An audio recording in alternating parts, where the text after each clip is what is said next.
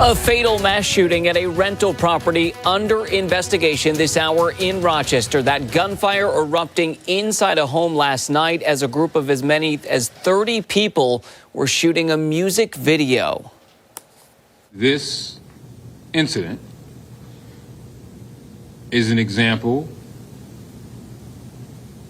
of arguments and disputes that are taken to the next level that lead to the loss of life, and particularly young men. The mayor addressing that shooting today. That group had gathered to create a video in memory of Deandre Jenkins. The 19-year-old was murdered in 2019. Good evening, I'm Matt Malloy. Last night's mass shooting killed a 24-year-old man and injured 4 others. Today, the mayor saying that rental property owners must also play a role in preventing these tragedies. The owner of that property speaking with our 13 Wham's Carla Rogner tonight, telling her he was upset to find out what happened. Carla? Yeah, that's right, Matt. The owner's been renting out this property on Illinois Street for a few years. And he said last night he thought he was renting it out to a few folks coming in from out of town. And he did not realize there were plans to host this large gathering. It was a shock. Mazio Muzon has been using Airbnb to rent out this property on Illinois Street for about 2 years and says he usually doesn't have many issues. But last night, a few hours after his expected guest checked in, his tenant who lives in the other unit of this house called and told him there were dozens of people there.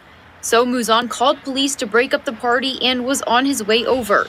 But when he got there, he was greeted by a crime scene. I try to give the benefit of the doubt, people would treat my my place with respect and listen to the rules. 5 men shot inside, their ages ranging from 18 to 30. Muzon was devastated to find out what happened in what used to be his home.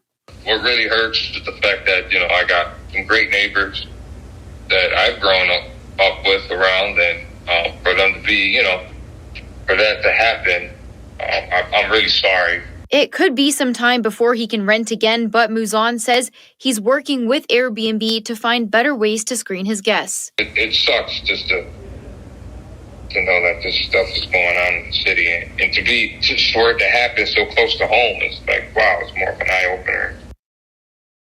And that property on Illinois Street does not have any documented issues with the city. The person killed in last night's shooting was identified as 24-year-old Jakheem Douglas. One of the victims in the hospital has been moved from critical to stable condition, and the 3 other victims are all expected to survive. There are no suspects in custody. Police are asking people to share information by calling 911 or Crime Stoppers at 423-9300.